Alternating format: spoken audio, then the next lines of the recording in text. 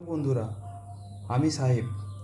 আজ কিছু কোশ্চেনের উত্তর দিতে চলে আসছি তোমাদের কাছে।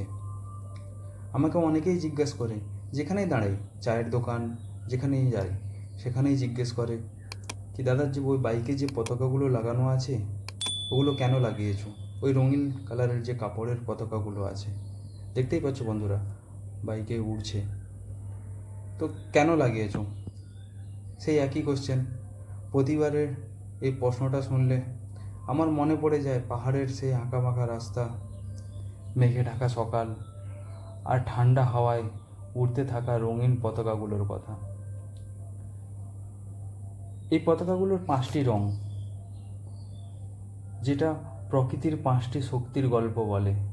যেমন নীল আকাশকে বোঝায়, সাদা সাদা আছে এর মধ্যে, সাদা পতাকাটা বাতাসকে বোঝায়, পবিত্র জায়গা, এগুলোকে বোঝায়।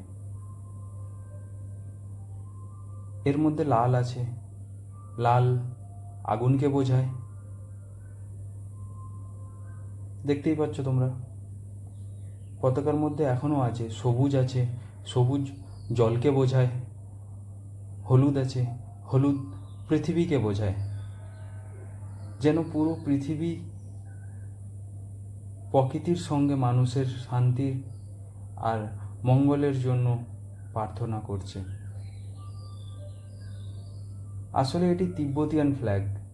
পাহাড়ের গায়ে নিস্তব্ধ উপত্যকার মাঝে যখন ঠান্ডা বাতাস এই পতাকাগুলোকে ছুঁয়ে যায়, তখন মনে হয় তারা যেন কিছু কথা বলে বেড়াচ্ছে, শান্তির কথা, ভালোবাসার কথা, আর মানুষের মঙ্গলের কথা। আমি যখন বাইকে করে দূরে কোনো পথে হারিয়ে যাই আর রাস্তার ধারে উড়তে থাকা এই পতাকাগুলোকে দেখি, তখন মনে হয় পথ শুধু গন্তব্যে পৌঁছানোর জন্য নয়, পথ আমাদের শেখানোর জন্যও হয়।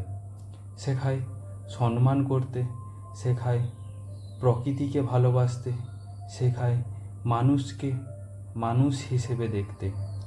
তাই আমরা বাইকে এই পতাকাগুলো লাগিয়ে থাকি। শুধু সাজসজ্জার জন্য নয় এইগুলো, এটা আমরা আমাদের কাছে যারা ভ্রমণ ভালোবাসে তাদের কাছে অতি জনপ্রিয়।